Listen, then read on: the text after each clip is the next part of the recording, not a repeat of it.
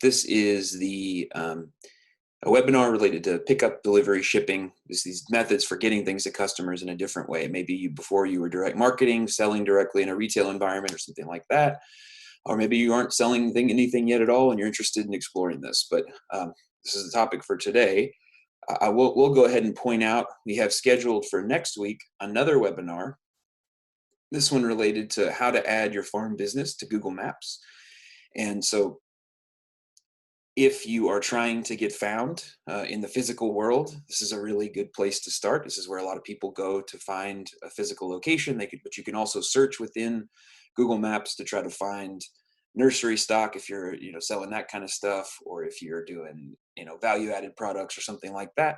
All of these, the Google Maps will be a place that you can put in information to help people be able to find you. And so that will be available this same time, Tuesday, 10:30 a.m. Eastern Time on April 21st, which is next week. And in order to get access to that, you need to go and visit the Center for Crop Diversification website. So if you have not yet visited, thus far in this webinar series, I've just launched in and tried my best to help offer information that I thought was useful. And I didn't really take a breath to try to make sure that I promoted the organization that I work for. And so I just want to briefly mention this. The website is right there in front of you, as is our Facebook page and our other social media. I'll just pop out of the PowerPoint real quick and show you. Let's see here. Nice. Thanks for dropping that stuff in there. Yeah, perfect.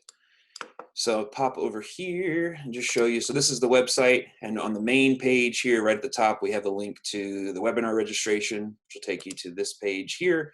You know the drill if you're already in this webinar. Also, here's our Facebook page. We got all kinds of fun stuff. This is where one of the places we publicize the upcoming webinars, which we will have more of even after this next one. This is our Instagram page, and then our YouTube page is important in large part because this is where we put the stored webinars from the past presentations. We also put those embed them in a page on the website, and we always follow up with registrants and let them know when the recordings are available.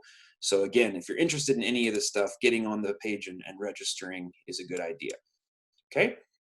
As far as for today, the folks we have in the virtual room with us are Katie Bowman and Olivia Vogel from K-Card, and I'm Brett, of course, from the UK Center for Crop Diversification. And I'll let them introduce themselves and their organization here in just a minute. But before they do, and so still allow them to jump right into their presentation, I want to just talk about what we're trying to accomplish today as part of the webinar. And so I think I've tried to spell it out and be a little bit cute with the branding, but I want to we want to discuss some of the advantages or pros of a couple of different distribution channels, the bad things or the challenges or the things you might want to think might make you think twice, and then some of the just other key considerations or things you might want to think through as you're evaluating whether you want to go through a particular distribution channel. We're also going to provide some recommendations and resources to move forward. And that includes something that Katie and or Olivia will talk about here in a second. But overall, if you've tuned in to any of the other webinars, you know that I think a lot about the mindset and how you're going to approach this. And so one thing that I think all of our presenters and I agree with is that at some point you're going to have to do some research. You're going to decide what you want to do, start doing it, and then adapt. So I've heard this said, don't get it perfect or don't get it right, get it going. Get things moving. Don't jump into it half baked, but at the same time, get started knowing that things may go wrong and plan the best you can for ways to address that. One single method isn't going to work for everyone. This is just like with any other marketing or production decision, even not everybody's going to work with the same one. And so if everybody's doing on-farm pickup, don't feel pressured to do that just because someone else is offering it. It might not be the right fit for you. And one of the last mindset or key general takeaways here is don't do a distribution method. Don't start offering a distribution method in a panic right now and then drop it on the back end, because you may build a customer base that people are very interested in the product, getting the product the way that you're wanting to deliver it. And then if, once the social distancing drops off and you realize, okay, I'm just going to quit doing home delivery now, you've now isolated customers and you've put effort and energy and money into developing a channel that you're not even going to use. So think strategically about how the methods will work together. If you've ever seen me give a social media presentation, you'll hear me say to avoid just having a profile on every single social media platform. Focus on ones that work. Think about how they work for you. Think about how they work together, and only add them as they're necessary or helpful. And so in general, focusing on one or two new methods rather than trying to, let's get our logistics center up and running and have all kinds of pickups and deliveries and shipping and everything. Be smart about it, take your time, do your research, but then ultimately make a decision about a couple and move forward. Another general note here, and you'll hear this, I think, echoed throughout the rest of the presentation, is that don't forget that one step of making money. And what we mean by that is, as you start adding new variables into your distribution, you're going to see some new and some maybe just different types of costs. And those can be material costs, the things we actually physically have to buy. It can be additional fees, or it might just be the time, energy, et cetera, that you're putting into this new distribution channel. And so those are a couple of the major red flag cost categories that you might see. And so those may prompt you to do some things like consider setting a minimum order requirement. So you have to buy a minimum of $30 or whatever it may be. It may mean that you're only going to offer some products in some places. And to that, I would add, it might mean that you're going to offer only, if you're going to do home delivery, you only sell prepackaged $50 mixed box of products if for home delivery, because then you know that you have to have a minimum order of $50 and you want to reduce some of that logistical burden. And then you also may need to figure out some of the fees and price adjustments that you're going to need, or you are going to need to figure out how to address those. Because if a particular distribution channel is more expensive and you try to sell that item at the same price, you're going to either have to eat that cost or something. You may not make money. You may be forgetting to make money in that case. So another way to say this is that these new channels are exciting and they're great, but you still need to make sure that you're operating profitably. And I think part of that is considering the value of increasing the volume of your sales or new sales and weighing that against the cost to get access to those. And so we're gonna jump into the different channels here in just a second, but this is just the overview of how to think about going into these new things, because we ultimately, we're trying to make our businesses more successful right now. We're not just trying to scramble to adapt to some new conditions.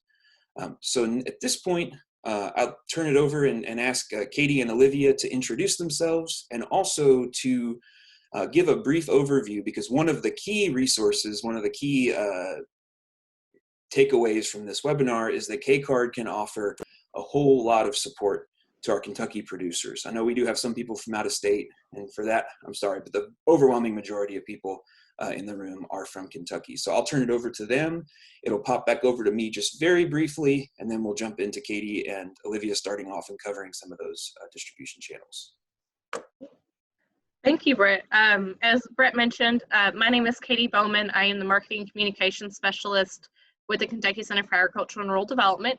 We are an independent nonprofit that has been funded through several USDA programs, as well as the Kentucky Ag Development Board, those master tobacco settlement funds, to provide business planning, record keeping, marketing, any record or grant facilitation, record keeping, financials, any type of assistance, business related to producers, agribusinesses, and businesses that have a direct farm impact in Kentucky.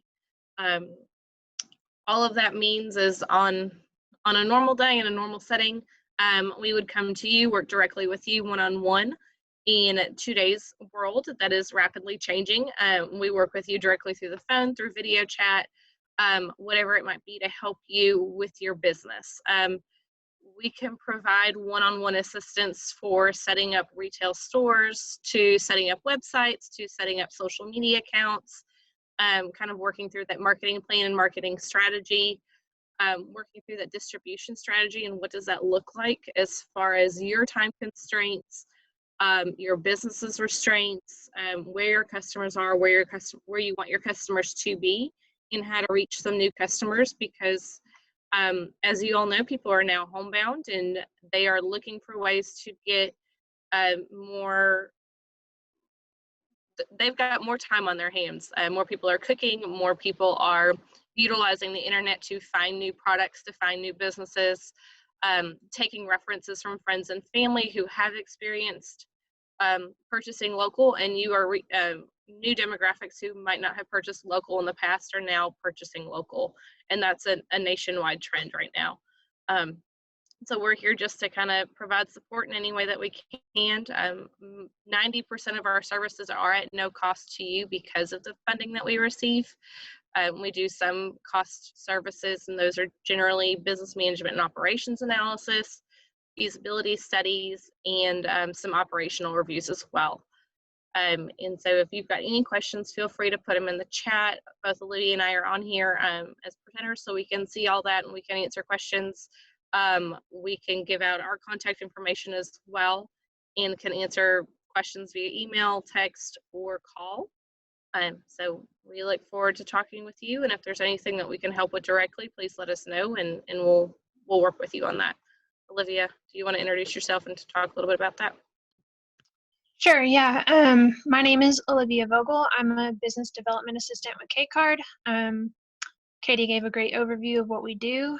I checked out some of the names on our attendees, and I know that I've spoken with a lot of you, so I'm excited that you're on this webinar. One thing that's unique about my position is that I end up having a lot of the initial phone calls with folks.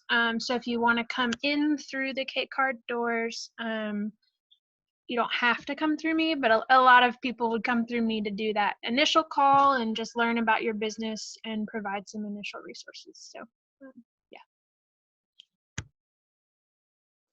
Awesome. Well, thank you. You're going to hear more from them here just in 2 seconds. So I did just drop, Emily asked, I did just drop the link to the page where eventually this recording will be, but right now the link to the PowerPoints is in that link that I just said there. If you want to download that, it's got all this contact information along with the content that we're getting ready to cover. And so here's the roadmap for the things that we're going to cover today. 4 different distribution methods. Excuse me. Some of these may be variations on things that you're already doing. Some of them may be brand new to you. I think off-farm pickup might be the most familiar to most because it's essentially if you do a farmer's market with pre-orders at all, that would be an off-farm pickup location. But there's other ways to do that as well. And so as we go through each of these, and we'll keep things kind of color-coded along the way. It helps me, helps my brain stay straight. We're also going to talk about these 3 variables across those 4 channels.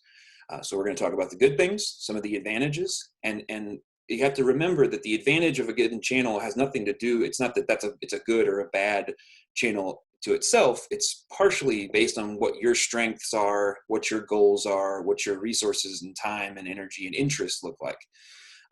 Same way with the bad. So we're going to talk about some of the things that are the downsides to these channels, or before you jump into offering delivery, make sure you think about these types of problems.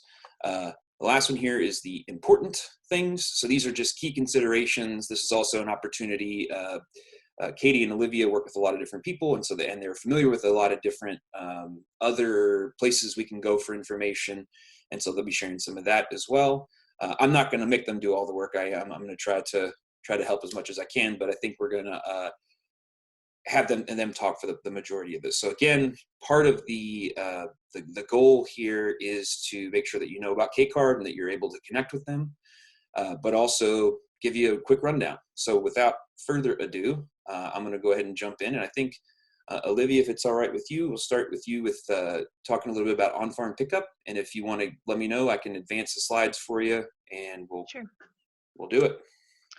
Okay, great. I also just wanted to say if any of the attendees have specific questions as we're moving through these, feel free to put them in the chat box. I don't know if we'll do it as I'm going through or at the end, but we can definitely get into some specifics if you have specific questions. So I think that makes it applicable for everyone. Okay, so on-farm pickup of product, I'm going to start out with the good parts about this option. The first point I wanted to talk about is potentially there could be no additional overhead. So what we mean by that is you're already at the farm, you're already working those hours. Maybe it's in a packing shed and you're working on another product, and your time is already there, and you just have someone come and pick up, and you go help them for 5 minutes and help them pick up their order, take their payment, and then send them on their way. So you're already there actively working. Someone's staffed there. The lights are already on there. There's no transportation vehicle to bring the product to them. So that's one benefit of on-farm pickup. They're coming to you in a place where you're already working. Another major benefit of on-farm pickup is that the product doesn't have to leave your farm. So you have total control over product quality, meaning if it's a fresh vegetable, you could keep it in the walk-in cooler until the customer gets to your farm door. There's also no logistics figuring out how to pack that product into a vehicle for shipping or delivery, or so that you don't have to figure any of that out. And you don't have to have a transportation vehicle specifically maybe designed or retrofitted to transport lots of product, sometimes breakable or perishable product. You can just keep it where it's safe and fresh. And there's also no logistics, so mapping or staffing someone to drive that vehicle. You don't have to figure any of that out. They just come to you and you deliver the product right there on the farm. Another huge benefit I think of on-farm pickup is that customers are going to have an intimate connection to your farm brand. So they're going to come see your farm. They're going to see, if you have livestock, for example, and you talk about your rotational grazing, they're going to potentially get to see that in action as they're driving on your farm. And so that just gives them a deeper connection to you and your brand. Also right now, especially just with the healthy at home, people are cooped up, maybe in their house, and it gives them an opportunity to get out into the country. They're probably still gonna, stay safe in their car and not get out and touch everything at your farm, but it does give them a chance to kind of get out in the country. Some folks are doing that anyway, so why not have them come to your farm and pick up an order? Another benefit of on-farm pickup is that once the customer is to your farm, you have the opportunity to sell them more items. So not just the items that they were interested in, but they might also see that you offer eggs or fiber products once they get there and add that to their purchase. And that's a fairly easy addition. And you have the opportunity to pitch more things to them. And I think I covered the personal connection to your business. You get to interact either with a staff member or with the actual farmer. So you're putting a face to the farm name, which is a benefit. The bad things or potentially challenging things about on-farm pickup. I think this first one is the biggest one, can be the biggest roadblock to get over, is that the farmer has to be willing to open up their farm, which a lot of times is also their home place. So people will see where you live, and that has a lot of things tied up in it. There's security, there's not wanting to become like a place where someone could stop anytime. You might have kids at home or livestock at home, and you're opening that up for your customers to see. So I think that's a really core question of this on-farm pickup decision is if you want to do that, and you don't have to, but it's not going to be the right option for you if you're not willing to open up your farm or home. Even though you're not distributing, you still have to manage pickup times. So whether you have open farm hours that are the same every day of the week, or it's just by arrangement for each person who comes, you say, okay, this is the time they're coming. I'll put that on my schedule. I think another thing to consider too is if you do have just open hours 9 to 5 every day, someone has to be there and available to serve that person. You can't have everyone in the field or everyone making deliveries. Someone has to be on the farm available to help customers. For some consumers or customers, driving to your farm is not convenient, and this is really probably limiting this is one of the distribution methods that's has some sort of like limit on miles away that a customer would be or drive time. So for some farms, this might be easier for consumers to access, and for others, it would not be. On-farm logistics is also a huge part of on-farm pickup. So is there clear signage? Is there, nice gravel parking? So when it rains, people aren't parking in the mud and getting stuck.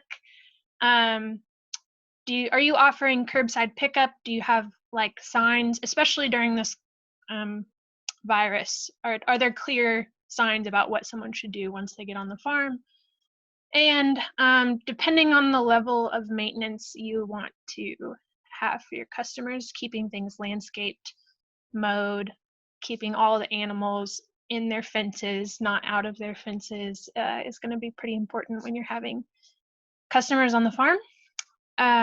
Related to that, if you're having customers on your farm, you're going to want to make sure you talk to your insurance agent about that to make sure you have a policy that would cover if someone were to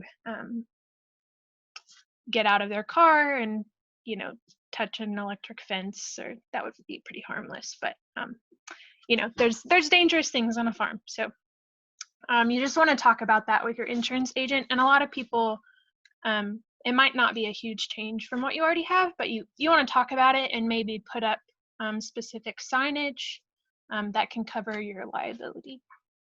And also with on-farm ordering, you still have to manage ordering. So whether that's a specific software, whether that's a phone call, an email, you're still going to have to manage pre-ordering.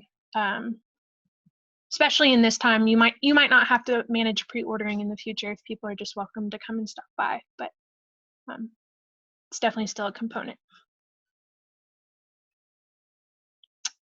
Okay, so just kind of in summary on on-farm pickup, here's an example of some nice signage, I think, on the right, which is an important part of offering on-farm pickup.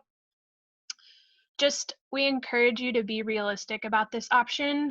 If you have a family member that really does not want to open up the farm to customers, I think that's important to realize and to respect that opinion. So it might not be the best option. And yeah, look around at other farms and see how they approach on-farm pickup. So there's several farms in Kentucky that offer on-farm pickup, and it's good to get ideas from those folks about what might work for your farm. A couple of things when I was thinking about it this morning that I just wrote down on a paper to my side, key considerations or important things for on-farm pickup. I just wanted to mention that Google Maps webinar that Brett is going to do next week, because I think if you're having people out to the farm, it's really important that they know how to get to your farm, and having it clearly mapped on Google Maps would be, I think, an important thing, or having very clear directions on how to get to your farm, either via email or on your website. That's going to be important. You might also consider security depending on the size of your farm and where you keep your product. Also, I wanted to mention, there can be Kentucky Farm Bureau certified farm markets, depending on what your on-farm pickup situation looks like. You can ask us more about those if you want, and I think Fran is on this webinar anyway, to learn more about those markets. And then signage was the last thing I wanted to mention. So not just about your hours, but also where's parking, making sure you have all of that out. Anything that Katie or Brett wanted to add to on-farm pickup, or any specific questions that people had? Yeah, I was gonna, and I'll give Katie a second to think. And so one thing I've in the promotional materials, I mentioned, we have different types of businesses who are interested in this. So on farm is what we're focused on, because that we focus on agriculture, but this is really just general for kind of on site, at home, if you have a home business, that kind of thing. These types of things apply to the same, apply in the same way. Another one here, on the previous slide, there was a note about managing your ordering. And that's a little bit of a, I don't know, a punchline or something, because that's going to be an issue across all these different channels, is that if you're going to have a new type of distribution, you're probably going to have some sort of new type of organizational or ordering system. One that I'm not going to talk too much about because I don't want to steal Katie's thunder, is that across all of these, don't miss out on the good one here. This line here of connecting to your farm brand. I mean, to me, that means marketing. And so a new distribution channel is going to require work, it's going to require costs, but it's also going to open opportunities to do some marketing. There's a note on the signage thing that you mentioned. There's a really great publication from the University of Tennessee, and I'll be sure to link that in the resource link page once we're done with this here.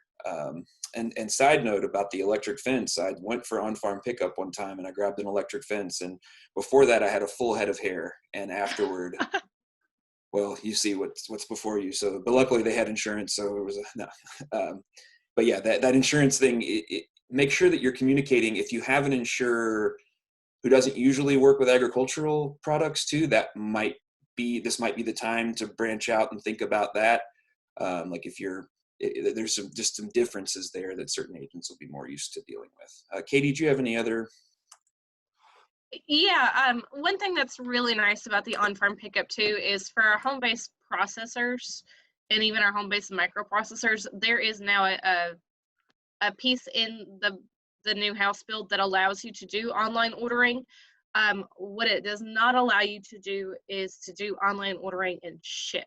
You have to be the one to actually hand the product over to the customer and take the money itself, and that's been a point of question for several producers around the state and different markets as well. And so offering on-farm pickup, or even if you don't have a farm and you have a home that's in a subdivision, even allowing people just to come in and park in your driveway and to beep twice and you'll walk out with their product. That's another great way to do it. I know we ordered Domino's pizza last week, and they had to take the make and model of my vehicle, and then I had to turn on my flashers when I got to Domino's, and they came out and set the pizzas on the hood of my car. And it's a weird system, but it works, and it allows for that 6 feet of separation, but also for them to get product out safely, both for them and for the customer. So try and keep into consideration those pieces as well. I know it's very hard to do drive-by services, and we're going to talk through some of those different options as well, but really get creative in this. But again, going back to our beginning, one of the points in the beginning is if you start on-farm offerings and on-farm pickups, don't take it away. You will hurt yourself more than you will help yourself if you all of a sudden offer it now and don't offer it once things subside. So that's my 2 cents. One note in the chat there's a note from Fran McCall, who works with the Kentucky Farm Bureau Certified Roadside Market Program that Olivia mentioned, and she had dropped a comment in, and this, for some reason our chat thing is being weird, but if you notice when you send your chat, there should be a little drop down menu above where you type in your chat, and make sure you have all panelists and attendees selected if you want everyone to see the chat. If you wanted just the panelists to see, you can do it that way. But yeah, so there's the contact information and the email address there from Fran. It's a great program that we all work with. And yeah, I last week I had a webinar where I put a bunch of chat stuff and I was just sending it to basically myself the whole time. And everyone's like, oh, where's that link you were talking about? So just a heads up on that. Cool. So Olivia, do you feel cool to keep going here with the off-farm pickup since it kind of fits? Cool. All right, I'm going to mute myself again and turn it back over to you. Okay, so the second option out of the 4 that we're covering is off-farm pickup. And just a note, this distribution option can look it can look very different. So there's a lot of different options that are kind of encompassed in this one term of off-farm pickup.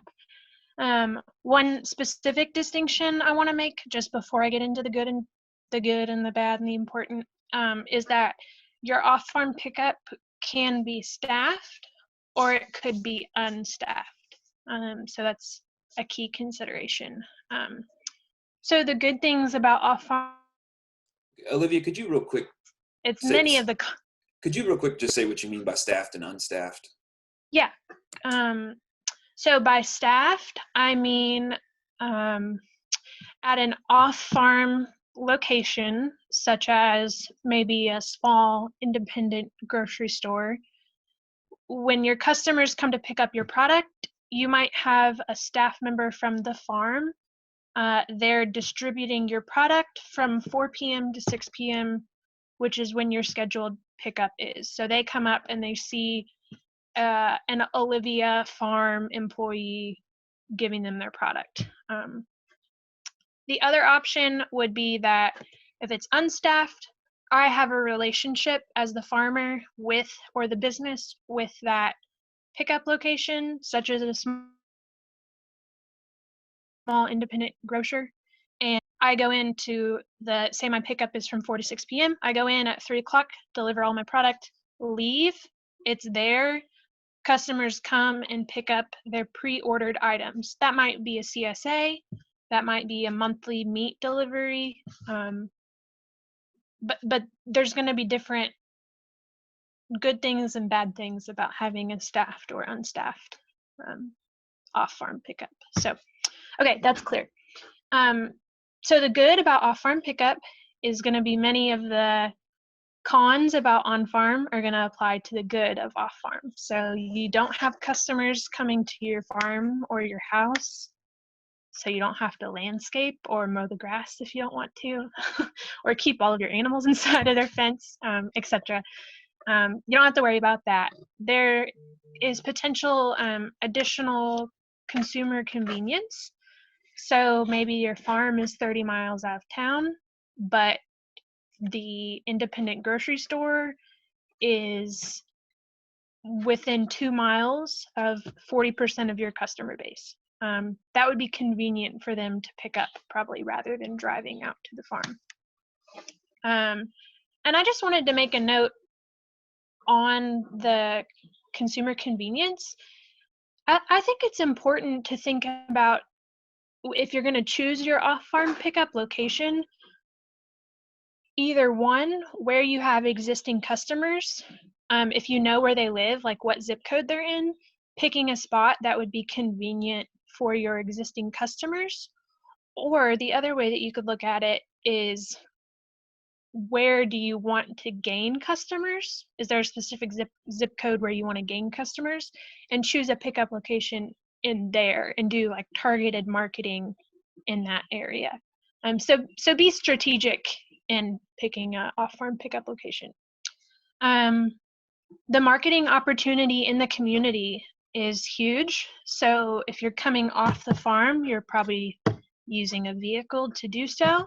So you can brand that vehicle, have a magnet or vehicle wrap telling about your farm and products. There's also the opportunity to do posters or signage at that pickup location where they probably have their own subset of customers who are not your customers, but you have the opportunity to tell them about your farm and products and say, hey, this is a pickup site for all of these great products as well. So huge marketing opportunity there. And yeah, if you're going inside of a store, maybe they have a designated spot for you to pick up products. Okay, one example, I live just outside of Lexington. Good Foods Co-op is a pickup location for many CSA farms. And the spot where they have it, where customers go in and pick up, the sign is there all week, every day saying, you know, such and such farm CSA pickup location. So there's opportunity to market inside of the drop-off location. One benefit of off-farm pickup is that you are encouraging people to place their entire order and hopefully pay for their entire order.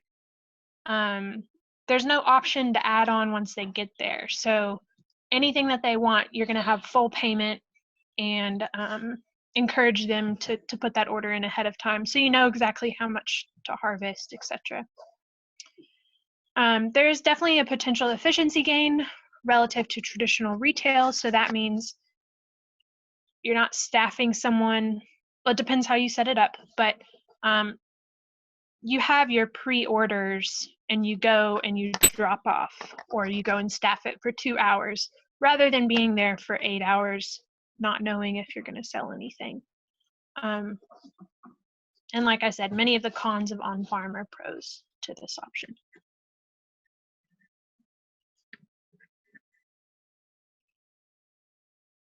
So we had a couple of questions come in. So one was,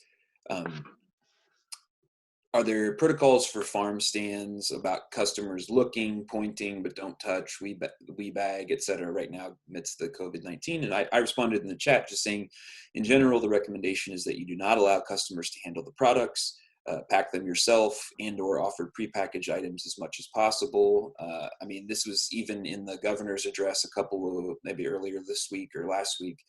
He was talking about farmers markets and a policy of if you touch it, you bought it. And so I think that the idea that that's being acknowledged at that level means it's pretty serious. And I would say that is the general recommendation there.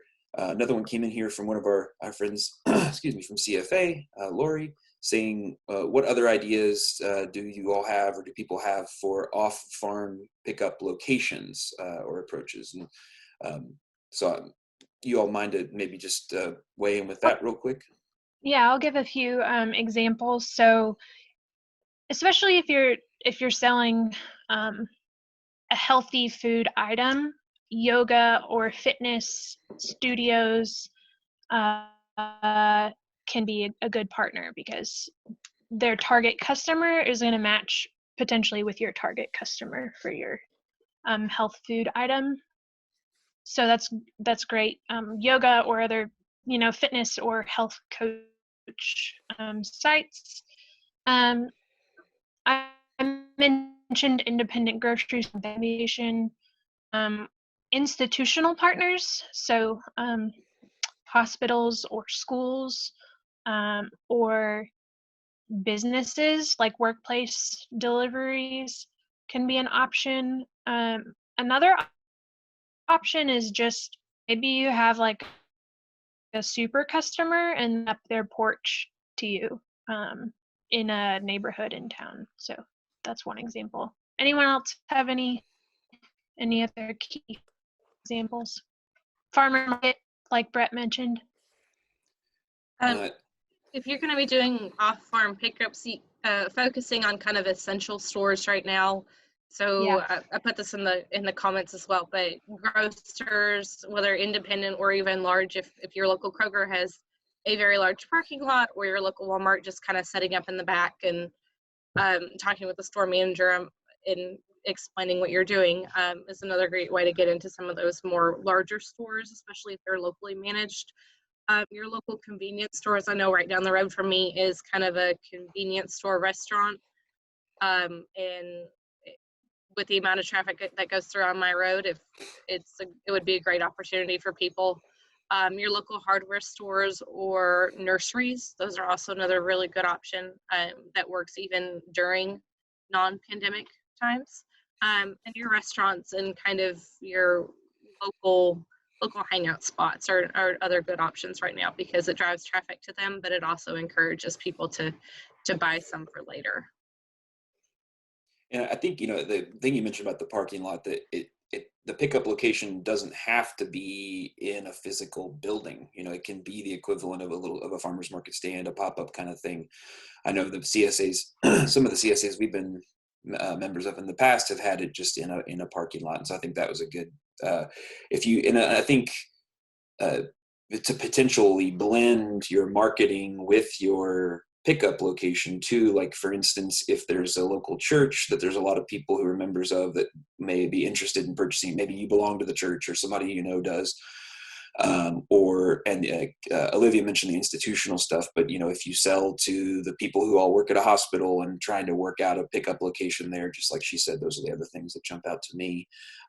Just to note here in the comments section, Katie's been dropping some stuff in here. Fran from Kentucky Farm Bureau has been dropping some stuff in here, just recommendations, as has Lori from CFA. So if you want to pop over in the chat there and just see what people are suggesting, there's links and all kinds of stuff over there. Well, I'll make sure to copy and paste those links into the resource bank, again, where this recording will be housed. Cool. Okay, well, I guess we'll keep going here. The bad, I'm going to try to move a little faster. I feel like I'm taking forever. So logistics of transportation and packaging is an obstacle that you will have to figure out if you're delivering. So I put an example there of probably CSA boxes, but making sure you have the right packaging and vehicles for distribution.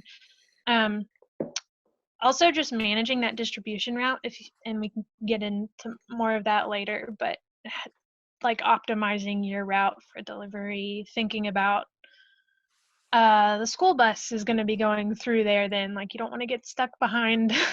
There's just different things to consider when you're doing a delivery route. Childcare during pickup could be a potential thing that you need to navigate. So if you have children and you're working at your home business and they are there working or hanging out with you doing their homework, and you leave to do deliveries, that could be something that you'll need to consider. You're still going to need to manage your pickup times, making sure customers come at the right time and you have their product delivered at the right time.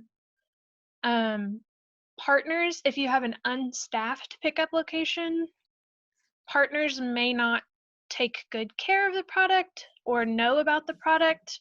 There could be some misinformation, or customers, if it's unstaffed, might grab the wrong bag or the wrong product. So if that happens, you need to think about how to prevent that next time. I wouldn't always rely on the staff at a pickup location to know everything about your farm. You cannot offer easy add-ons at this location. So what they order is what they get. You can't upsell any other products. You're still going to need to manage your ordering, like we talked about on the previous option.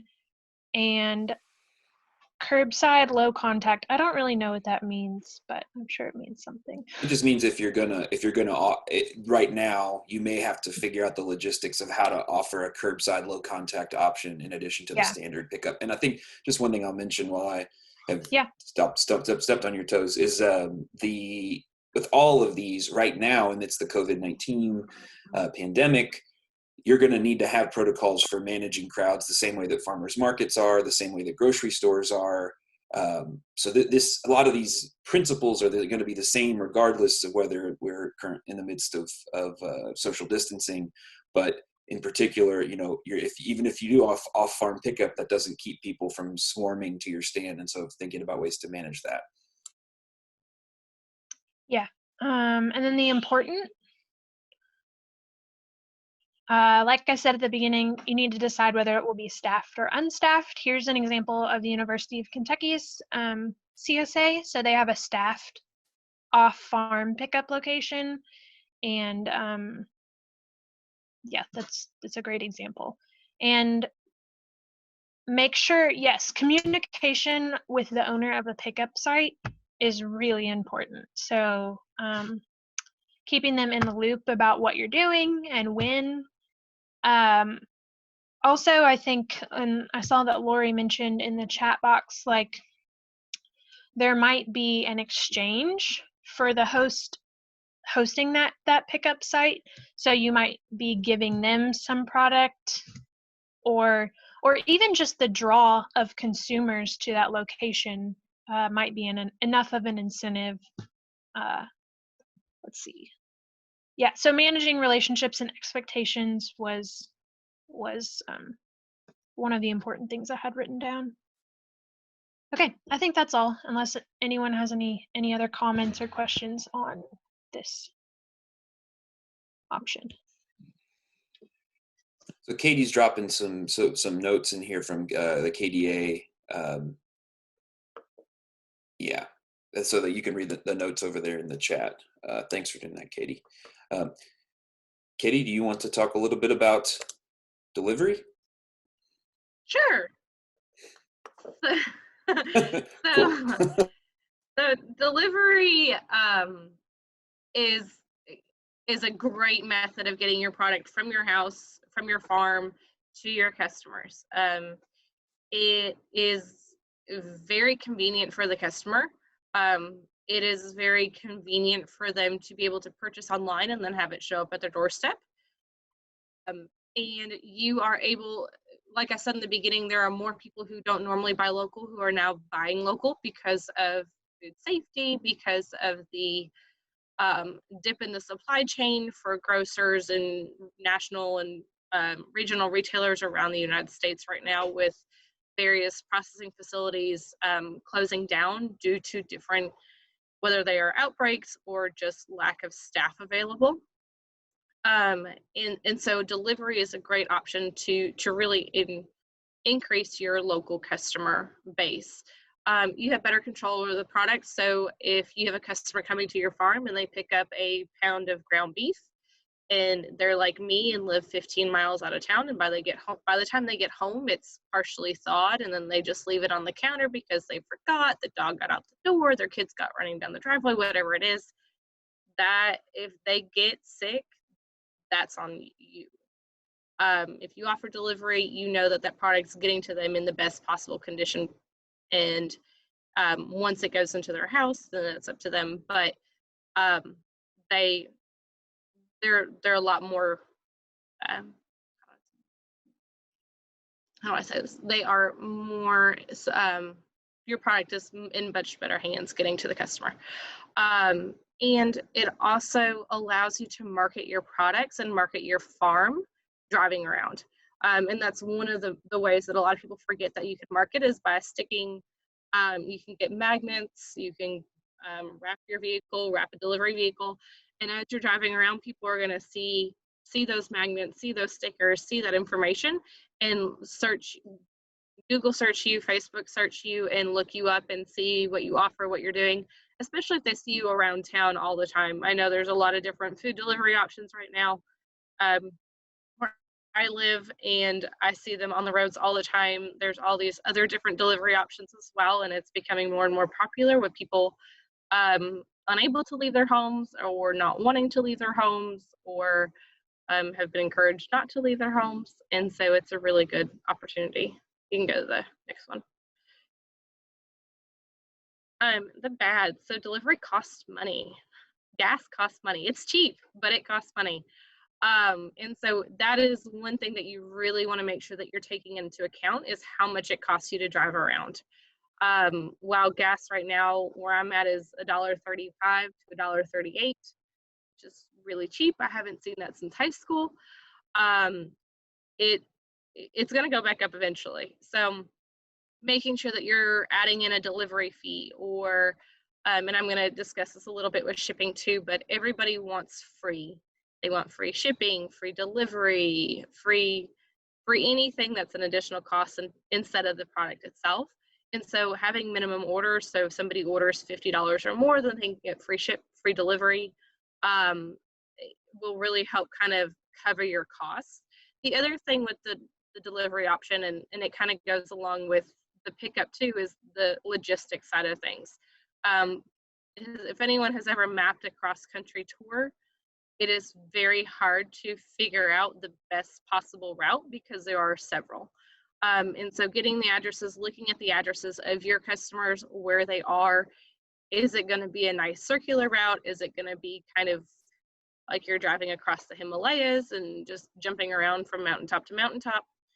What does that look like? And are there better days that work for you for delivery? If you're harvesting product on Monday and your delivery is Tuesday, you've got to keep the product cold or cool overnight. If you're harvesting product Tuesday morning and you're delivering Tuesday afternoon, can you do that? Is that day too long for you, or is it too short, or are you reaching your customers when they're going to be home? That's going to be the other question, is how do you drop that product off? There are great programs out there. The Kentucky Proud Promotional Program grant, if you're Kentucky Proud, is a great way to get some of those promotional items to help with delivery, whether those are those thermal insulated bags that are branded with your brand and the Kentucky Proud logo, or they are the reusable grocery bags that you see that are branded. Those are great ways to get your product out there and also get your brand name out there, because when people can start visiting one another again, those bags are going to be sitting on their shelves. They're going to be sitting at their front door. People are going to see, oh, this farm delivered that product. They can come to my house too. They can deliver me product, and this is really good because so-and-so made me this great dish with it. And so you really want to make sure that you're managing that, and that's a great opportunity. It's also can be a very large headache in trying to figure out what those costs are. Another one on here is there no control once you leave the product on their doorstep. If your customer's not home, right now that's not generally a popular thing. People are home, but in the future, if you continue to offer local delivery, if they're not home, leaving that product there, you're up to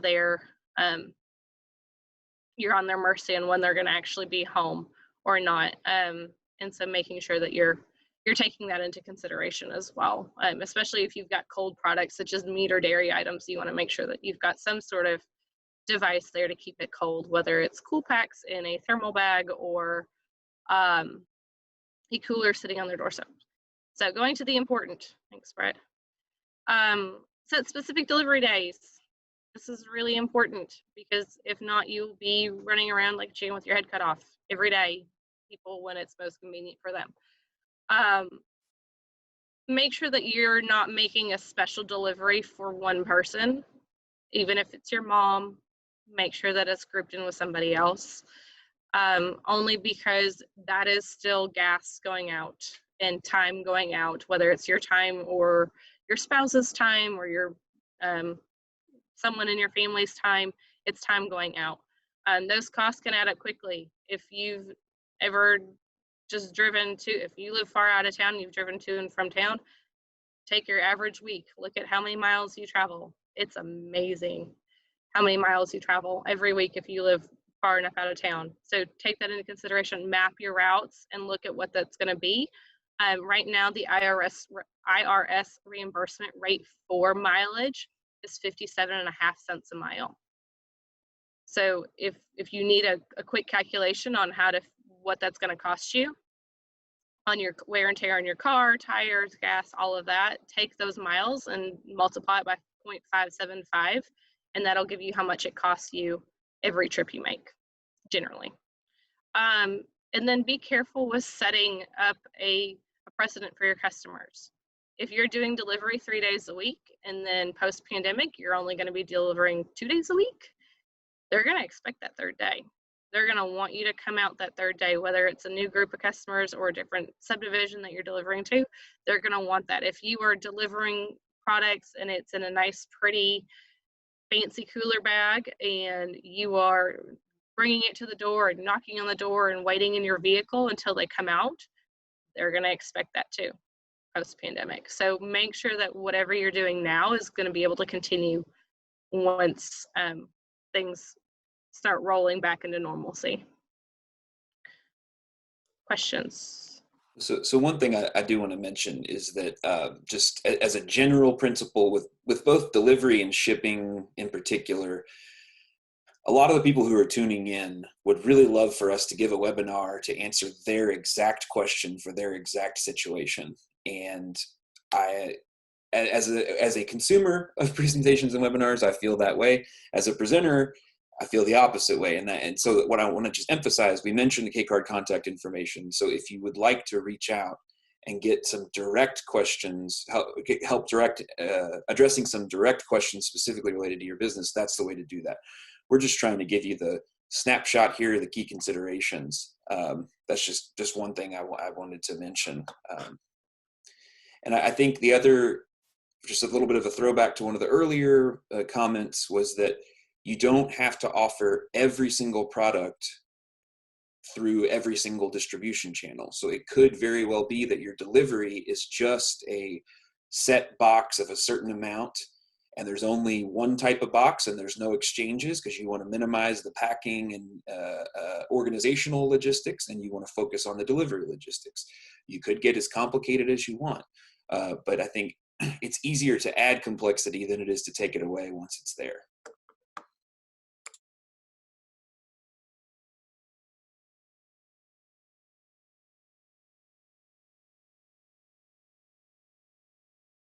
Olivia, did you have any comments on or anything about that?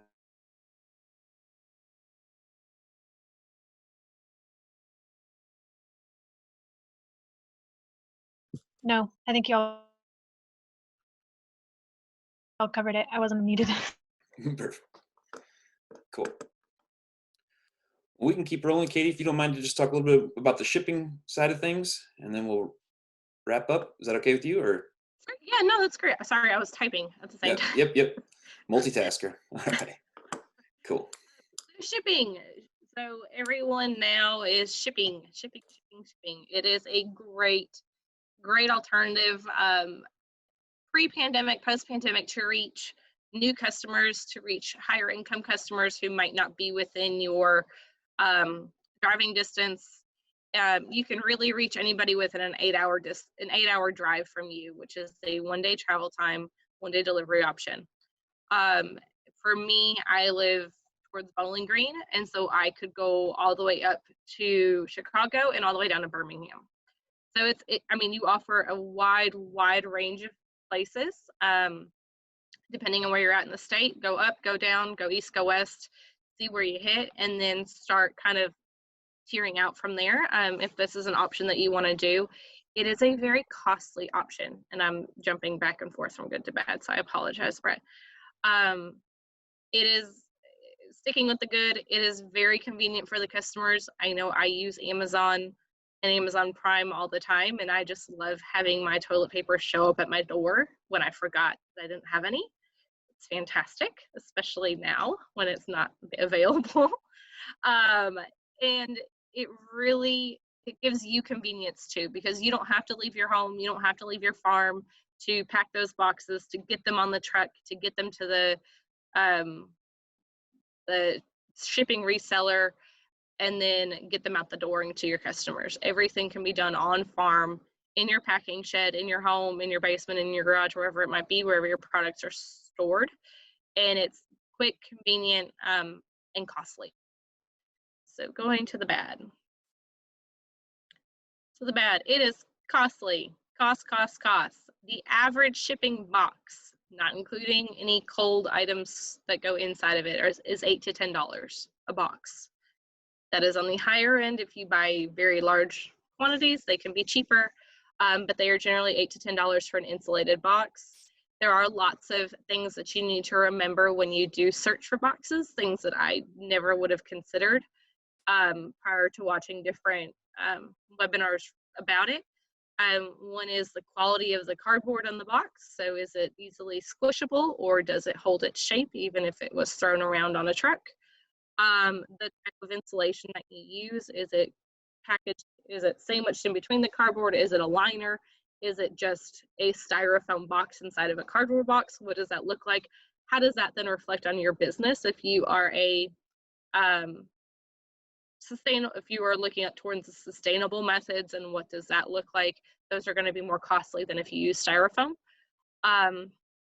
It does significantly increase your logistics. So whether that's from doing online orders, sending out a specific shipping schedule, okay, so if orders are in on Tuesdays, then we ship Wednesdays. All orders that come in Wednesday, Thursday, Friday, or ship Saturdays, so picking specific shipping dates that whenever those orders get in, they get to their customer within a week.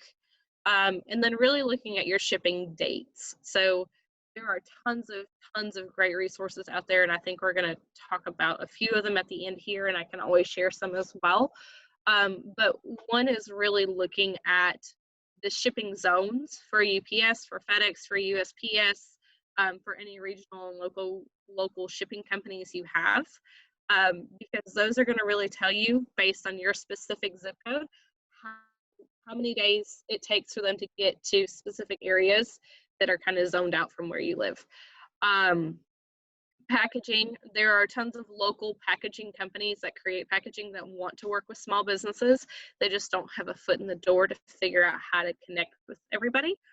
So reach out to your local packaging companies. I know there's one in Shelbyville called Pegasus Packaging, I think, that it has been trying to get into the local business market and is just having a hard time kind of connecting with people.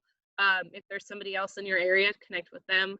FedEx and UPS both have business options for buying boxes and shipping boxes and cold shipping boxes.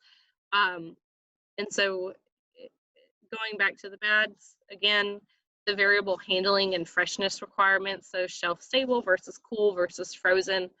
What does that look like for your shipping requirements? What does that look like for the products, for the cooling methods you have to have within those boxes? We're getting into spring and summer times. While it's snowing in Chicago, it's 50 degrees here, and it only gets warmer as you go south. So think about where you're shipping to, where you want to ship to, and what those are going to look like. The next slide. Be important. So business shipping rates, they do discount shipping rates.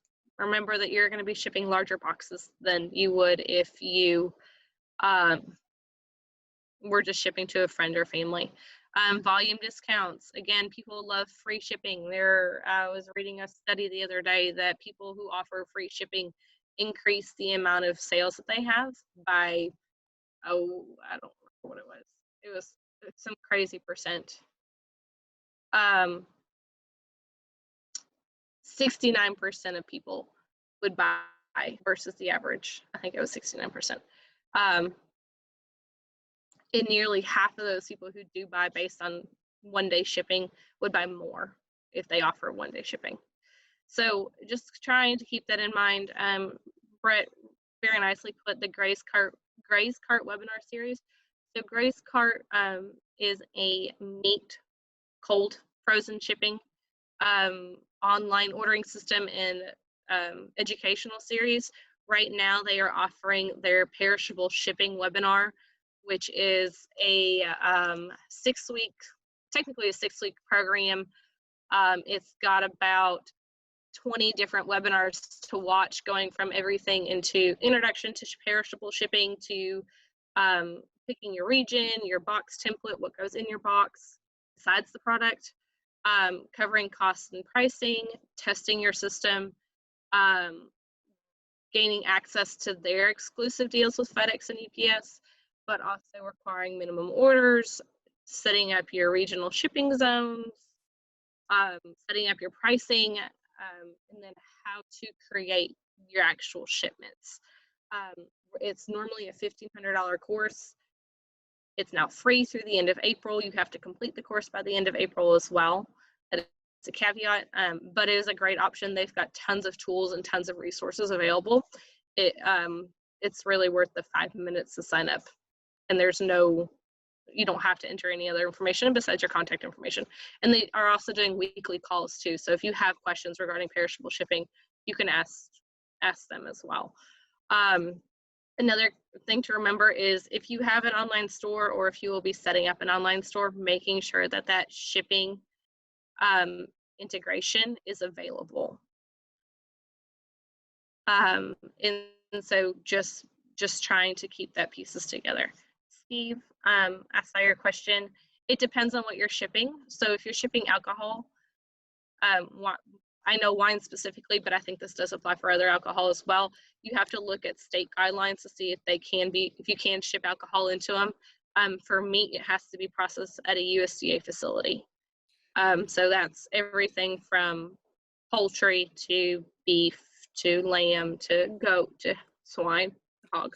So Steve's question was, are there legal concerns when shipping across state lines? Sorry. Yeah, it's okay. It's just it's this wonky chat. It just send it to just the panelists. And the other component too, you mentioned earlier, whether you're a microprocessor or a home-based processor or microprocessor, there are different rules for whether you have to hand deliver it to someone versus getting a commercial license to be able to ship. So if you're doing value-added products, same exact way. So just make sure that I have in big letters over here, just make sure you can ship your product. Yeah. And then Sandy posted a question. I've been using wax boxes and reusable bags for my CSA deliveries. Now with FSMA, we're not supposed to reuse any containers. Any recommendations on this? I've been researching as my current ones are too expensive.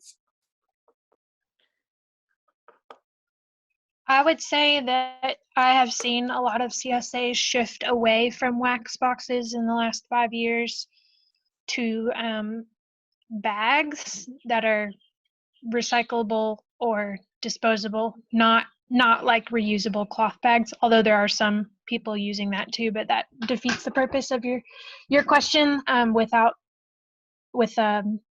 wanting to reuse those bags. I think one key consideration, Sandy, especially, yeah, you said it's a CSA. Sometimes those CSAs can get pretty heavy, so there's a pretty different weight difference from your spring greens bag versus your sweet corn and melons bag later on in the year. So if you do go with a bag, you're going to want to make sure its weight requirement that it can handle. And if you want to, I would love to, talk more, maybe send a few examples, Sandy, after the webinar if you want to get in contact with us.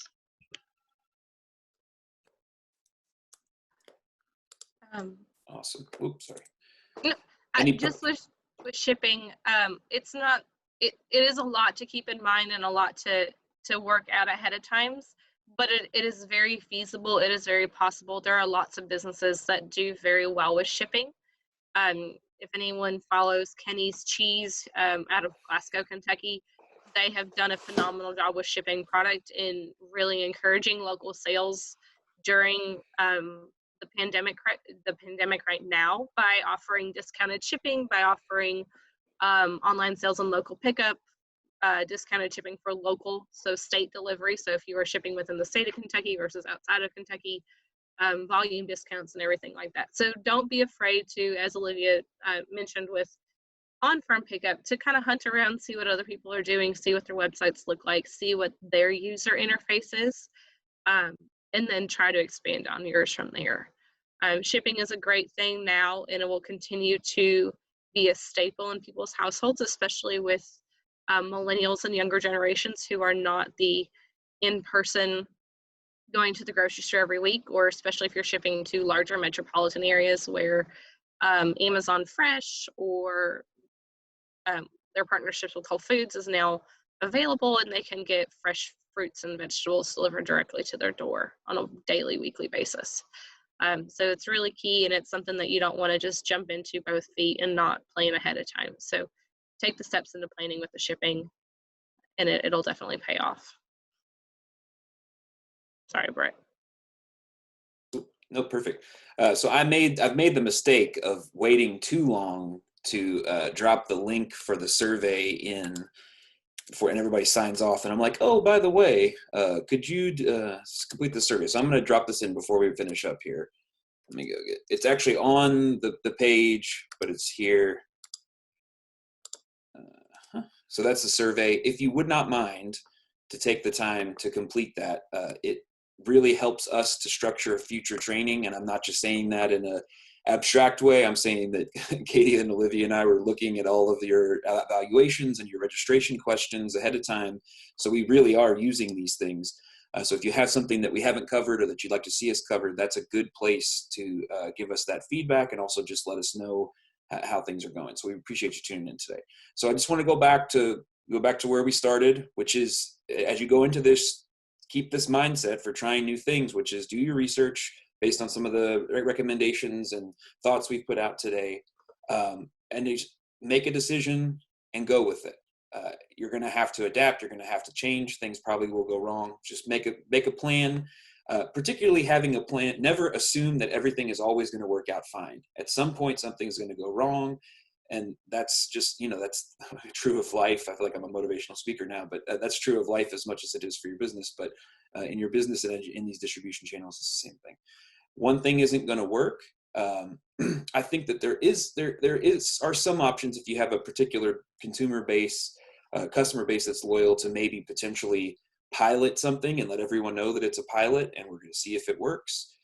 But don't just jump in full bore into a distribution method in a panic now and then not be able to deliver on it later. Again, profitability, we've talked about it a lot. You can tell that I'm in the ag economics department, and K-Card spends a lot of time looking at financials and thinking about costs. So I won't belabor this point, but don't forget, just because you're getting more product out doesn't necessarily mean that you're making more money. So again, we're going to have another webinar next week, and then that'll be actually Josh Knight, my colleague from the center, will be, let's see here, we'll be sharing that. Excuse me. And then the week after that, we haven't put this out yet, but the week after that, the three of us, I think, will be back on here talking about promotion for online sales and digital outreach and a little bit of social media and email and stuff like that, which is something that some of you have heard us maybe talk about before, but we'll be covering some new topics given the current situation. So again, I dropped the link to the web, or to the evaluation, in the comments or in the chat section over here. If you would not mind to please go over there and complete that. Do any of my panelists, I'm going to put your all's contact information actually back up.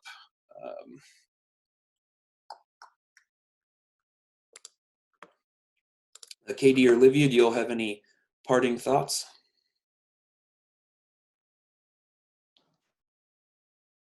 I don't, not specifically. I think right now is to really try to evaluate your business, what's going to be the best option for you now, but also what's going to be a good option for you in the future, because we don't know how long this is all going to take to kind of even its keel back out, how long it's going to take to return to any sense of normalcy once the pandemic is over and the social distancing and the different guidelines and restrictions are lifted. And so really to think about your business as a whole and think about your business going forwards, not just what can get you through next week. Those are really big key considerations. K-Card has a blog on our website as well, and we've been posting out different Q&As with K-Card staff regarding questions that we get on a regular basis right now regarding the pandemic, but also kind of some thoughts and things that are going on. So if you go to the news tab on our page, you will see all the different articles that we have. And so just kind of keeping in mind what's going on. And if there's any specific questions, Olivia dropped her email. I will drop mine as well, and you can contact us directly. If you want to know more about K-Card and our staff, feel free to explore our website, or shoot us an email at the email Brett put in the webinar, or you can contact us directly through our website as well. Here's all these different, these different posts and topics, and you said, again, I zoned out because my internet wasn't working very well. So you said that there's going to be a blog post kind of related to this, right? Yes. So Olivia and I are working on writing up a blog post right now, kind of going through the details that we talked about at the beginning and at the end about costs and making sure that you're making money and more of the economic side of it. We'll also be, we dropped a blog post this morning regarding expanding your social media presence. That's kind of a unintentional teaser for the webinar in a couple weeks. And so just make sure that you're staying in tune. We also have our Facebook page as well, where we're sharing information and resources from not just us, but other partners all across the state, and information as it comes out. If there are any questions, just let us know. If there's something that you need specific assistance on, we'll be happy to help anywhere we can.